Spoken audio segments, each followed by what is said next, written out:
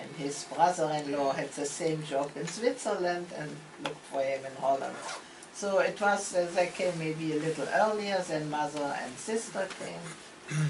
Okay, but she didn't know the language at that time.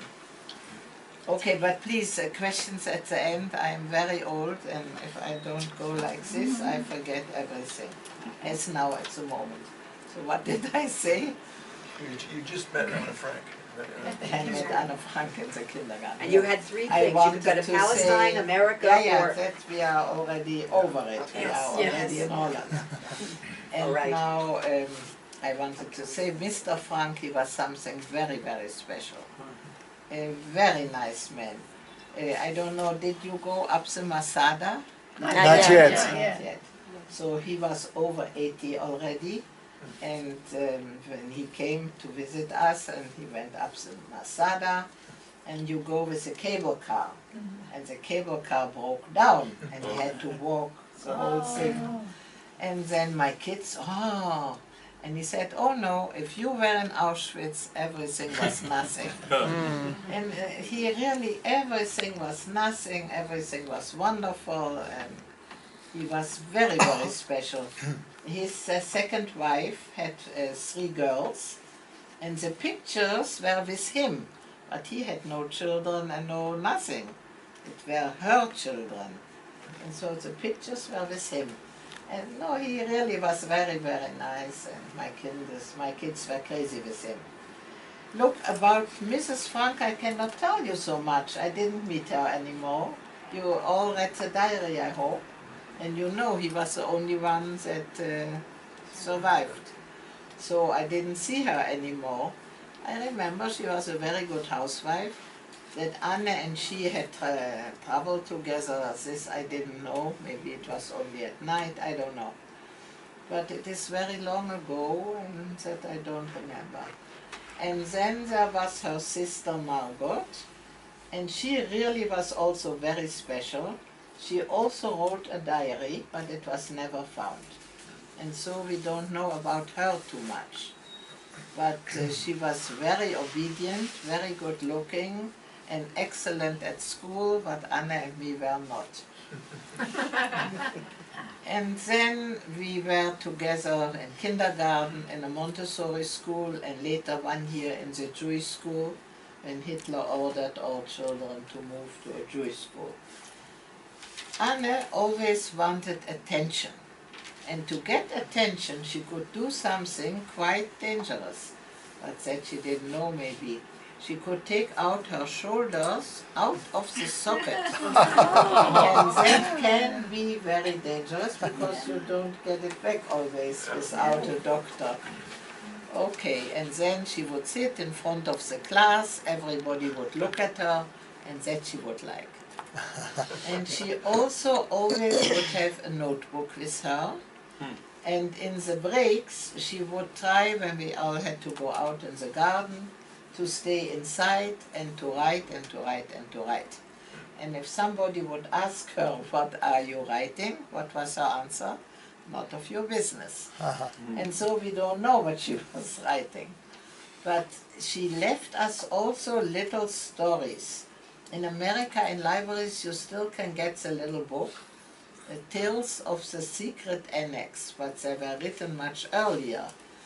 And Anne would write always, Anne Frank 8 years, Anne Frank 10 years, stories about dwarfs and all kind of things for little children. And then there was one story, and I saw it not so long ago in English, and there was written Anne Frank 15 years old. And that was already later in the hiding place. So what does she write in a hiding place? Why are we not always nice to poor people? And if we hurt them by accident, we don't always say sorry. I was amazed about what she in hiding would think. So it's really very special. My mother always would describe Anne very nice. She would say, I always have to laugh, God knows everything, but Anne knows everything better.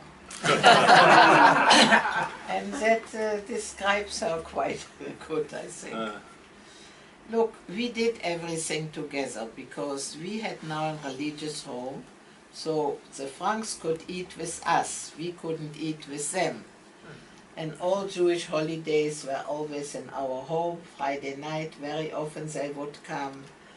And there was one holiday that was in their home, not a Jewish holiday, 31 of December. The Franks would invite 3 or 4 couples, my parents also.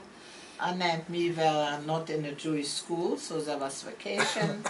And I could come and sleep over. They would wake us up at 11:45, we would get something to eat, and next day was vacation. So all was really quite okay in Holland. The Dutch are very, very, how do you say, הם לא מוציאים כסף. Cheap, Stingy. parsimonious, Stingy, yeah. Frugal. frugal. Frugal. It's a good word.